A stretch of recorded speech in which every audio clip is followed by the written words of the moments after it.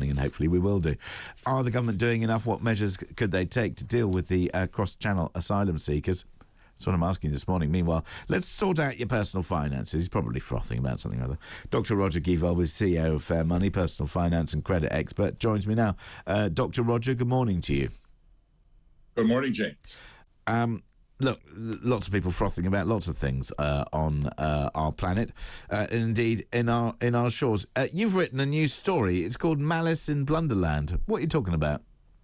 Oh, well, you've changed the background. You look. Yes. You used to look like I don't know. You were in a sort of like an operating theatre, and now you look like you're in the. Now you look like you're in the hospital ward, and the curtains around you. Both. He's certified, everyone. He's been taken off. Both of them. Here he is, our Thursday dose of Roger Madness. Anyway, Malice in Blunderland, tell us about this wonderful story that you've written. Well, I just wonder what's going to happen in the current context with the Fed, the United States Federal Reserve, the equivalent of our Bank of England, having raised interest rates yet again yesterday. Both the Bank of England and the Fed have inflation targets of 2%, as we all know, which they've grossly exceeded. Ours has gone into double digits, whereas in the States, inflation went to 9%, but is now dropped back to 7%. And they've had an interest rate, it's 0.5%. It's less than people thought it would be. And they've also announced that they are going to ease off on raising interest because inflation is abating. It's decreasing. Now, their inflation has been damped down by their interest rate rises because they've got a lot of consumer-led inflation, James. They've got $1.5 trillion overhang of money that's been saved up by people during the pandemic, and they're spending kind of wildly. Prices are really shooting up. Okay, so the Americans are spending their way out of recession, but look, we've now seen this raise in US interest rates. It is clear that our Bank of England is going to raise theirs. Is that the right response? No, absolutely not, because we don't have consumer-driven inflation. We're all cutting back. I mean, we have... Okay, but then what... Right, here's the counter to that. The counter to that is the US puts up its inflation. That then, if we don't, will impact our currency. If our currency doesn't strengthen or doesn't keep pace, then we get inflation through the back door because our prices of imports go up.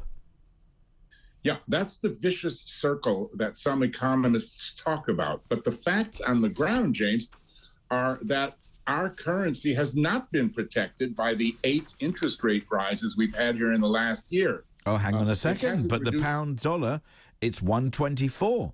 We saw 103 when we had that disastrous budget. Well, that was when Kwasi and Liz tried to get us to jump off the cliff with them.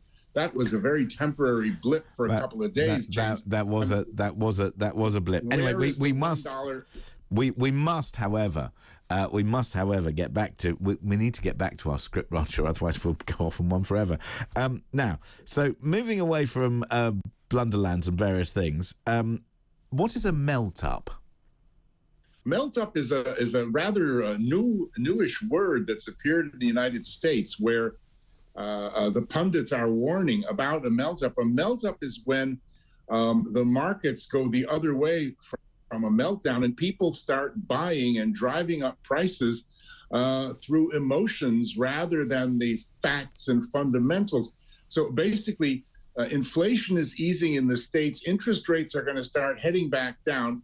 And people are being warned that investor exuberance in buying shares, property, and a number of asset classes could grow tremendously. So a word to the wise, if melt-up makes its way over here, when our inflation starts to ease, when our interest rates go back down, be careful that you don't get caught up in the exuberance of buying and pay more that you'll find out about in a couple of years than what you should, because the prices have been driven up artificially. Right. So, are we on the right course now? Well, as I said I was going to do, I ran one of my polls. We polled about 1,300 people were approached. And the question was this. At this juncture, I believe and feel that our new government and our politicians generally are, and then there were two answers to choose from: right, restoring stability or haven't got a ruddy clue.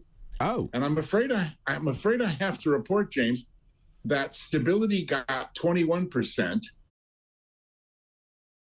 29%, and not a ruddy clue got 71%. Oh, that's not very reassuring. It sure isn't, is it? Oh, dear. Pretty shocking. Okay, so how long are we in this mess? I think we're in this mess for quite some time, certainly 18 to 24 months or more, possibly right up till the next election. But I think that inflation will start to ease by itself, as it always does when it's cost-push inflation. That will mean interest rates start to drop. They won't go back to the low levels they've been, but they'll certainly drop. House prices, I think my prediction is, will not suffer the massive drops that have been predicted by some. Well, there'll be a dip. Let's hope that's the case. Dr. Roger Giva, we must leave it there, but thank you very much indeed. He's CEO of Fair Money, personal finance and credit expert. It's the papers.